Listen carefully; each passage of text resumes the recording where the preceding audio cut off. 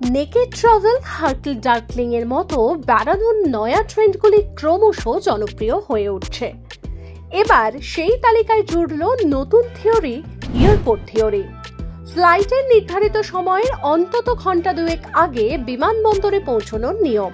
নতুন trend airport theory চিরাচরিত সেই নিয়মের বিপরীতে কথা বলে।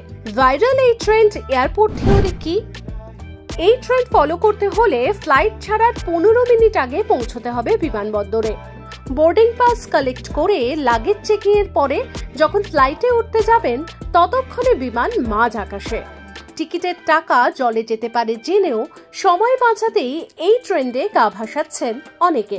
বিমানবন্দরে বাড়তি সময় ব্যয় করতে ইন্টারেস্টেড নন অনেকেই।